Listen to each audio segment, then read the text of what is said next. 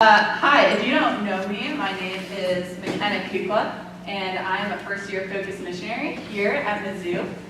There's a few fun things that I like to say, like my fun facts when you breaking up an icebreaker, awkward Bible study, yeah. Is that first and foremost, I am the lives and the proudest Fine Texas Aggie class of 2018, a best university in all the land. Mizzou's second. It's close. Getting close. Second thing is that I am clinically addicted to avocados. I eat one a day. It's incredible. They film me so well. Some people say an apple a day keeps the doctor away. I say an avocado a day keeps the fiesta a stay. All hail San Antonio, Texas. That's where I'm from, so you gotta keep with it. The third and final thing that I like to tell people is that I do not know any consequences in my life. This it's really true. I'm a 0 or 100 type of person. So either I have no care. Like a few nights ago, we were playing spike ball and I was epically failing because I don't have any hand-eye coordination. I couldn't care less. But then if I'm in something, I'm full in, and so that caused me as a kid to do crazy things like jump out of trees, casually accidentally break into people's houses. That's another story. And run around and do crazy things, but never get hurt. I never got hurt because I'm crazy double jointed. I can actually lick my elbow, and I have crazy thumbs and all these things. So I never sprained anything. I never tore a ligament.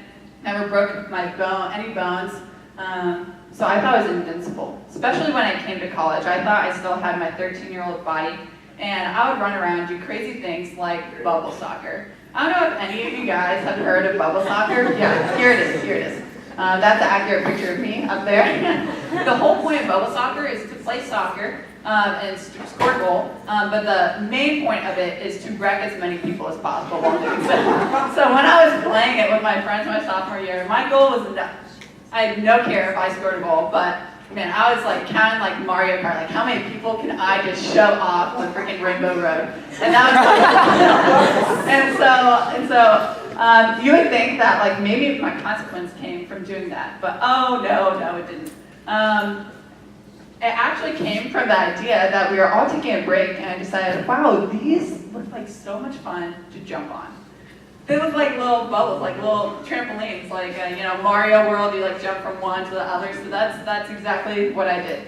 And I climbed on one of them, and there was another person holding it right over here, and I would jump one to the other, like a little bouncing machine. And I did it 3 times successfully. Until the 4th time I went and I was going for my final hoorah, and the guy who was holding it, Kevin, he turned around. This was my campus minister. He turns around and I'm mid-air and catches my leg. I am falling back and I hear, and then I slapped into the ground. And as I laid there, I shed no tears, but several ligaments were torn. I found out that I tore my ACL, MCL, and meniscus all in that moment. There's a whole other saga that goes another year and a half with it, but find me after we can chat. But I hit the ground out, and when I hit, I had never sprained, broken anything, so I was it's totally fine. It's not that bad. And so I get up, and I start limping away. And I was it's so fine, I can probably walk. And I tried walking, I immediately faceplanted. But that didn't stop me from postponing surgery for 9 months. During that time, going backpacking Europe, in which case I walked over 20 miles in one day on one of the days. Why? Because I was tough, Mckenna. I just told people, it's not that bad. I love letting people know. My ACL is torn right now as we speak. And it's not that bad that I'm walking on, even though I was dying inside. But don't we do that, right? We all know that one guy, the cold front came in this morning. Maybe it was came in today for sure, because I went to work out this morning. I was freezing my booty off, and it gets really cold. But there's always that one guy that still wears his bro tank, and I don't know, maybe his jorts. And you're dude, you should really wear a jacket. And you're no, it's not that bad. And you're no, dude, your goosebumps are hitting me in the eye. You really need to wear a jacket. No, it's not that bad. Seriously though. But we use that phrase all the time. I find myself falling guilty of this phrase, it's not that bad. It's not that bad. And what it really is that I'm finding that I don't want to admit my weakness in something, or I don't want to admit like my true self. So like my true self, when I had my ACL hurt, was like, I'm hurting and I'm in pain, but I don't want to admit that, so I'm just going to say it's not that bad. And we find ourselves using this phrase a lot when it comes to things like, oh, he slept over at my house, it wasn't a big deal, we didn't do anything, it's not that bad. Or maybe like, oh yeah, well I only like go out and get drunk like once every 3 weeks or so, it's not that bad, it could be a lot worse. And so we see this phrase commonly used in our lives that's like, also points to our faulties of our own hearts, the places that we find ourselves not being vulnerable or not being real with ourselves. Because we were made for greatness and we were made to be our full selves and whole to each other. Actually, when I think about it, the biggest enemy to greatness isn't, evil or even deep sloth. It's our addiction to comfort, mediocrity, and complacency. The Lord is not only wanting to heal you, to put on a fake facade or a fake identity to try to cover up what's actually going on. He wants to make you new. So like, he didn't just want to like say like, oh, here, like, heal your knee. He wanted to heal my interior that made me think that I need to put on a fake, too cool, now I've got it together. Or maybe the guy that needs to wear a jacket, like, he's not only like wanting to give a blanket or a jacket to that dude, he's wanting to change his cold, hard heart of stone to a heart of flesh. You see, tonight I'm actually talking to you guys about sobriety. I know, the funnest topic, even though that's not a word, the most fun topic you could ever talk about, sobriety, woo! But, I know. But the reality of it is we're not talking about sobriety, we're talking about identity. We're not talking about the law of this land, we're talking about the law written on our hearts. As soon as we get past the idea of what is expected and what the government says of us or what our friends say, and as soon as we come into contact of the law written on our hearts of who we are, is when we start cracking away at what the Lord's actually trying to heal. The law on our heart, the law written on our heart, there's several times that it's used in the Bible. One of the first times that it's used directly in saying written on the heart is in Jeremiah. It's in Jeremiah 31, and it says this. But this is the covenant I will make with the house of Israel after those days, declares the Lord. I will put my law in their minds and inscribe it on their hearts. I will be their God, and they will be my people.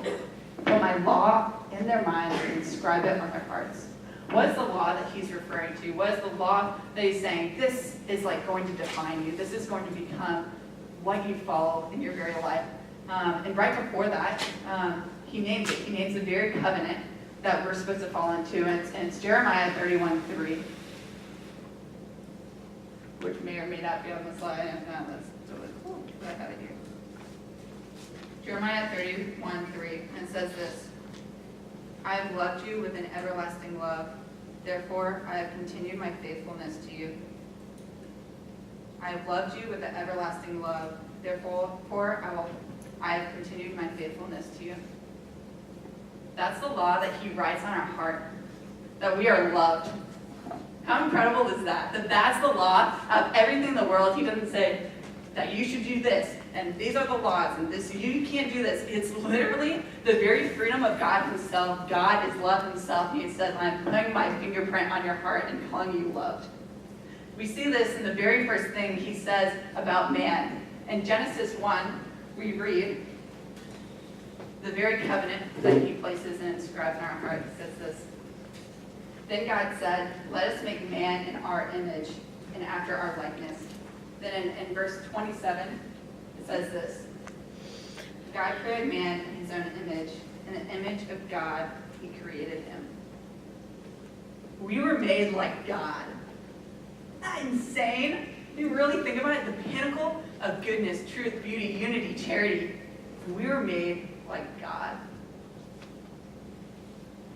I want that to sink in, that we were made by love, for love, and through love, and we were named and became like God. Yeah, most of us are familiar a little bit with the story of Adam and Eve. You might have heard it in your CCD class. And right after this covenant, he declares upon these newfound humans. He sets a tree in the Garden of Eden. He says, this is the one tree that you should not eat of its fruit. The one law I'm giving you. And they didn't feel, like confined by that until this little guy, the serpent, Satan, came in and started talking. And the serpent came and talked to Eve and said this, did God say you shall not eat of any tree of the garden? Any tree? Any of it? And you can already hear the tone in what she's saying. Is God really that controlling that he wouldn't let you touch of any of the tree? And Eve responds in this way. But no, like God said, you should not eat of the fruit of the tree which is in the midst of the garden. Neither shall you touch it, lest you die.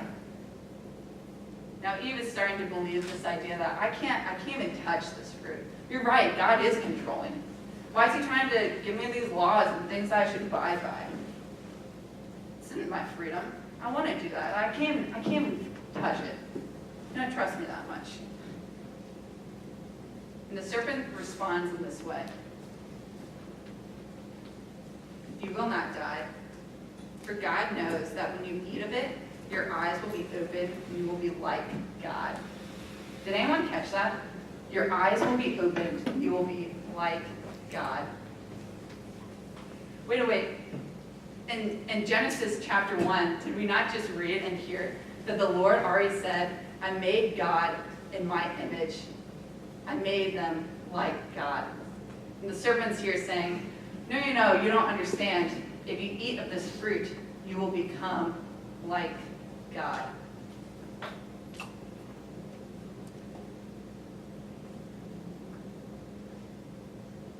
How many times are we grasping at covenants that the Lord has already given us?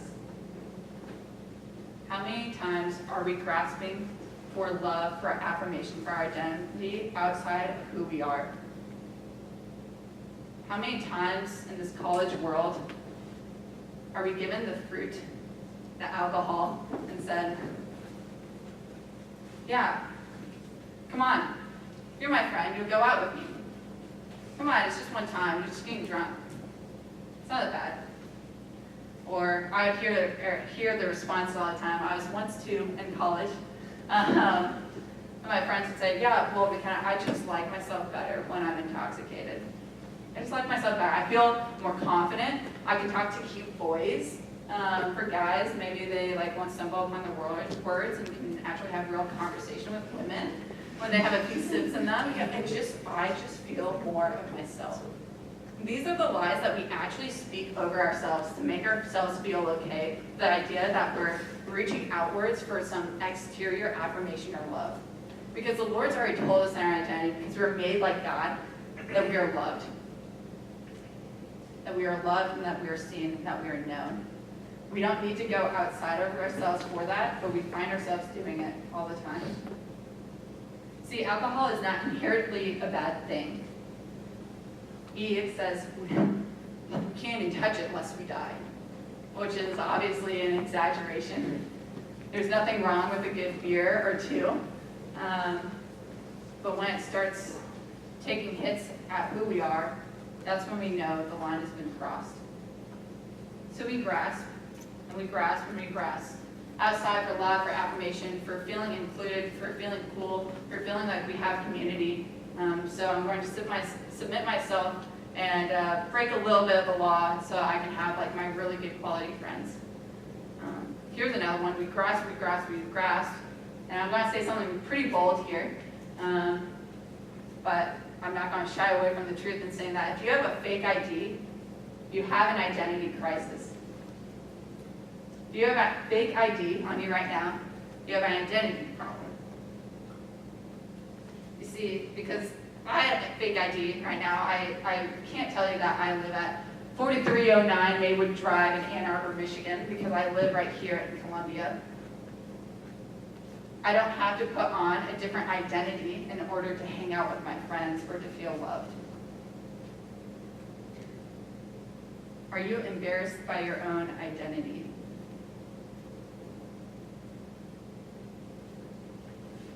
Do you have to change who you are to be accepted by others?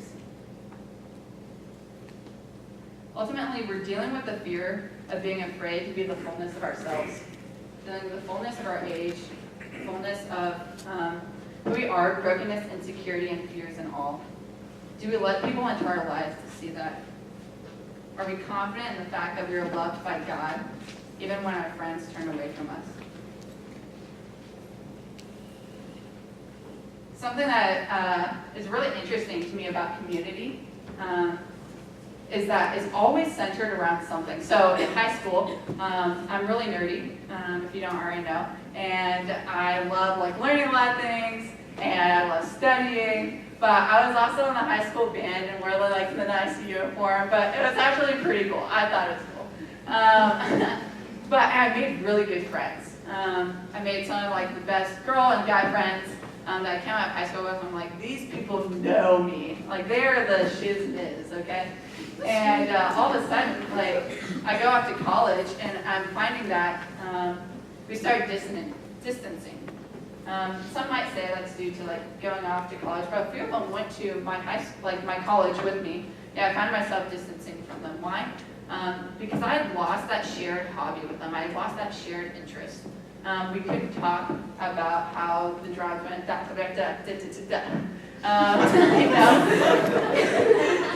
We lost the shared interest of what actually connected us with each other, and we found ourselves just taking steps back to the point where I don't actually really know them anymore. And I fear sometimes that we make Jesus a shared interest. I think the Newman community is great here.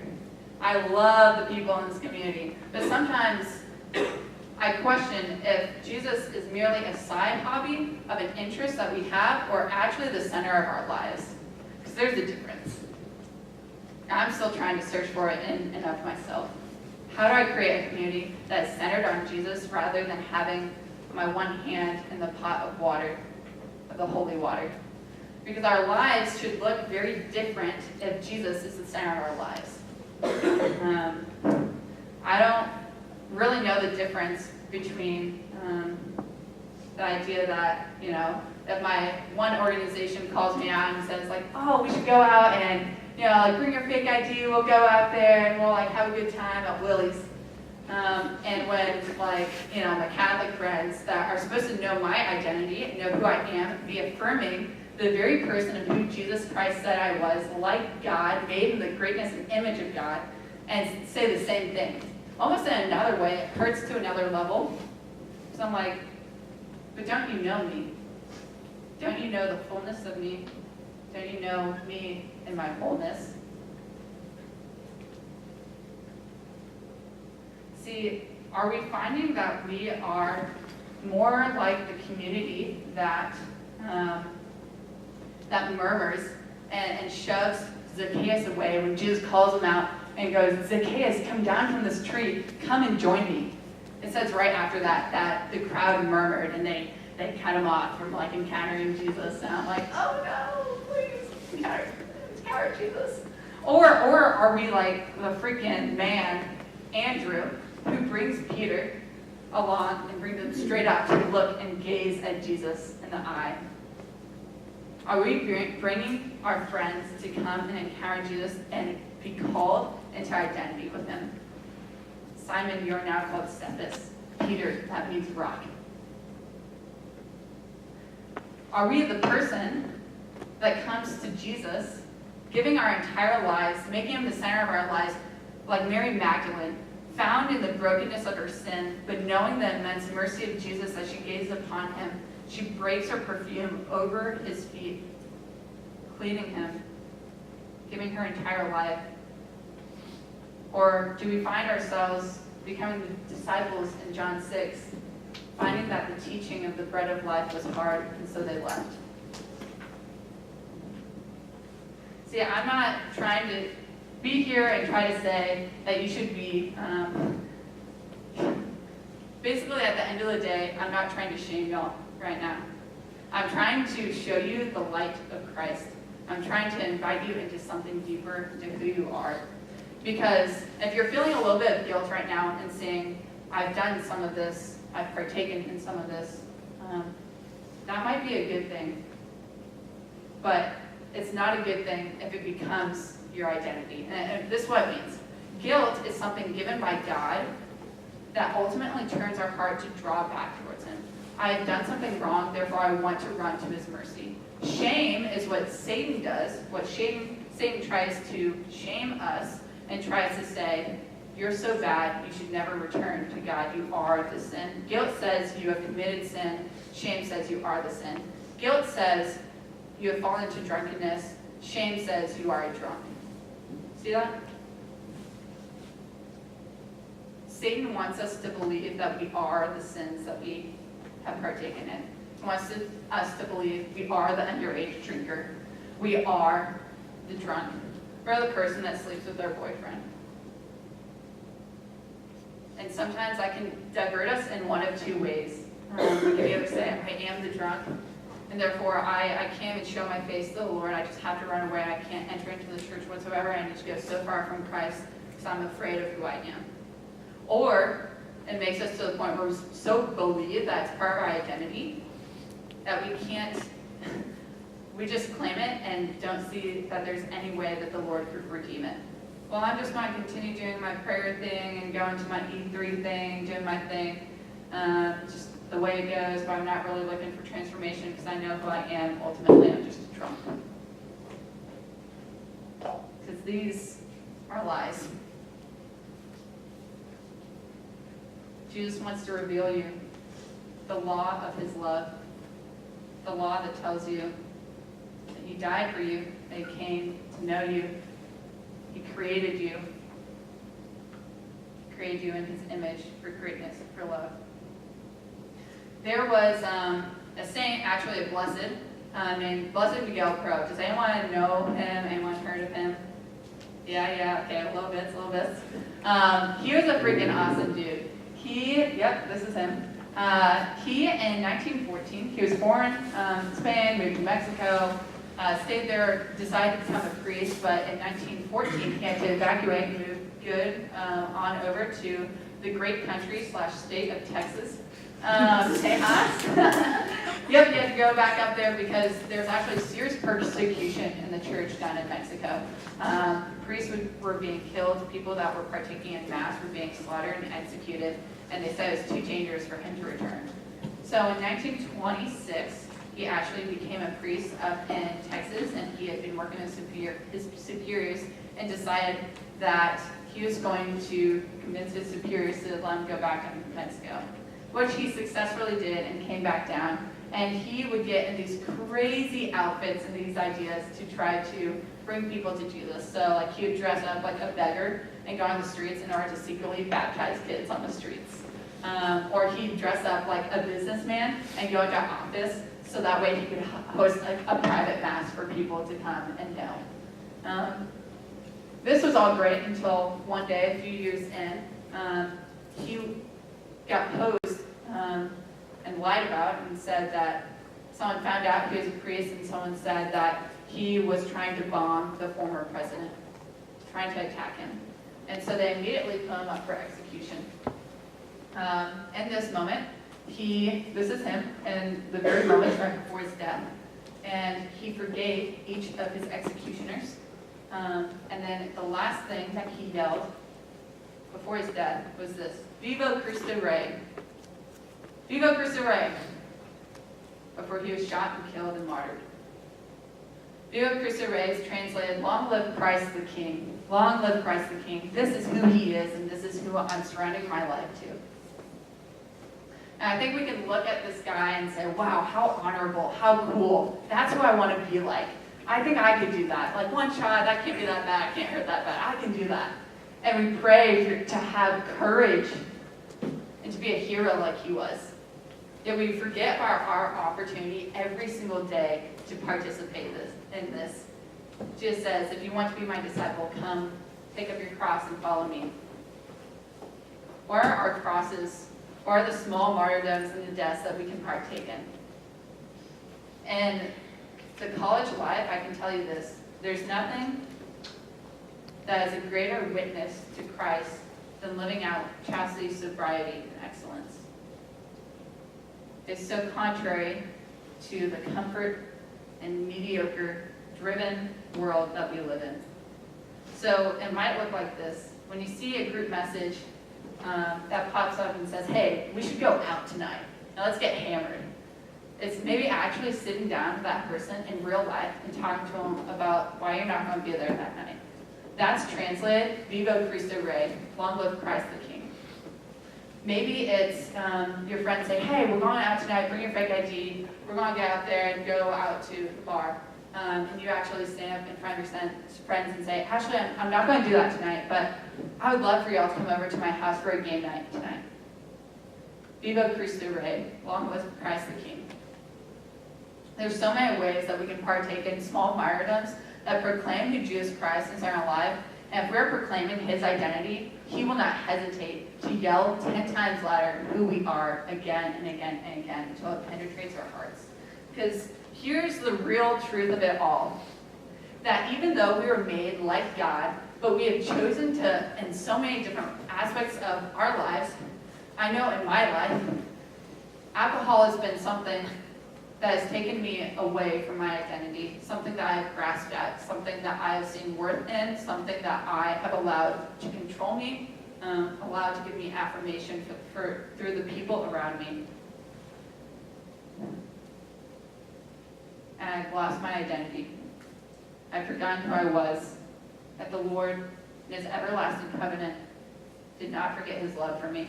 So much so that the Father looked upon me in my brokenness and in my sin and said, I see your greatness and I see my love for you. That since you are not living into your identity of being like God, I will come down and be like man.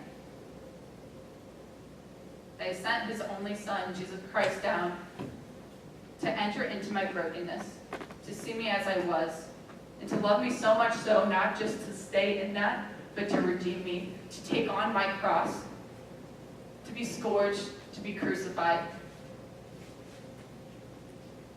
and to bring me back into relation with God, to bring me back to the point where I can still say, I am like God. In every way that I slip up, I can run to his mercy. I am not bound by mediocrity, complacency, or shame.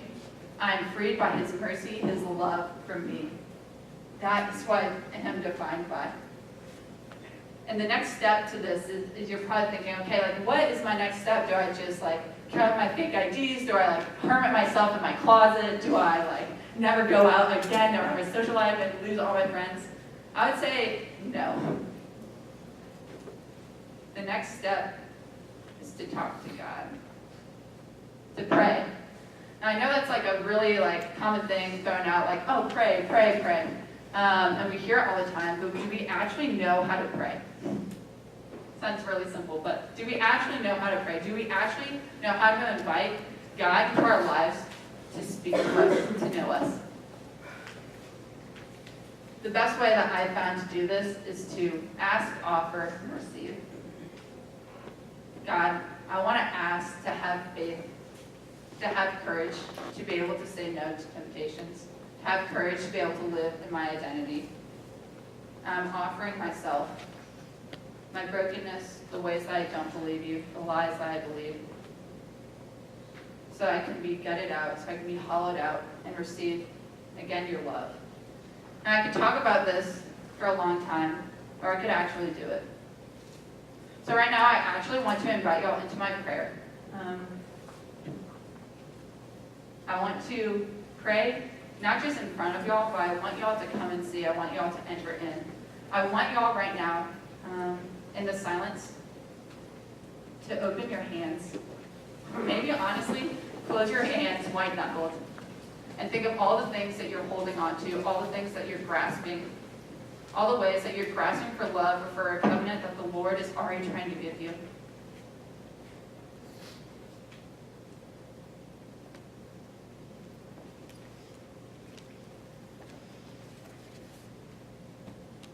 Father,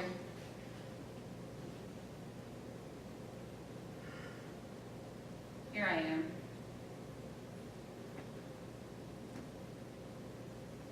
Really struggling.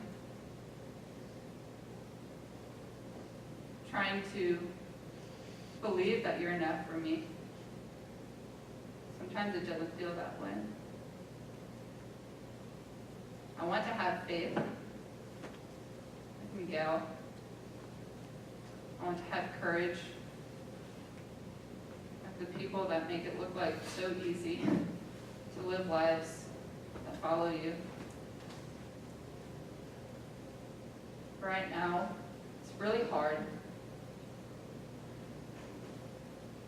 It's really hard because I'm holding on to a lot of things. I'm holding on to my friends, my community, my own glorification, my own comfort. I want to be consoled. And I know all the lies that sin is trying to give me are really hard to call out. I want to show you. I want to talk to you about it.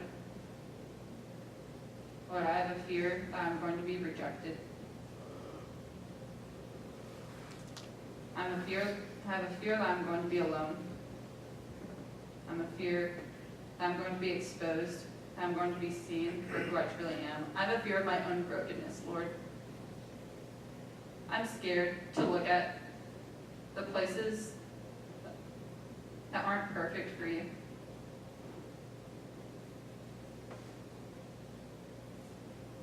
I'm scared of what people might see, what they might say. I'm scared of you rejecting me. I'm scared of not being enough.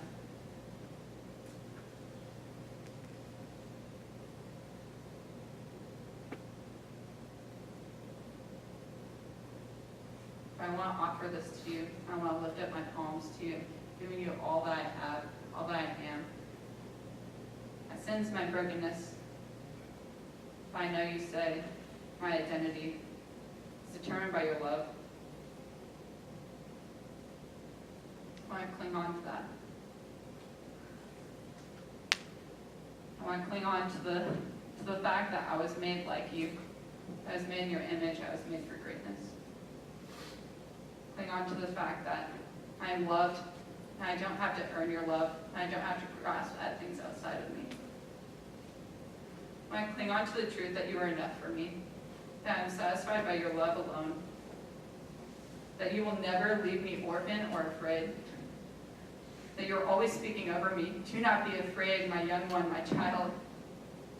I have plans beyond what you could imagine. I want to lift up my heart to you, to be received, to be known. Give me the joy of your salvation. Give me the joy of your redemption. I want to praise you. I want to love you. I want to glorify you. In all the ways that I fail, Lord, and all the ways that I will fail, Lord, let me turn to your mercy. Let me not hide myself in my own shame, but let me expose myself in my poverty to your love.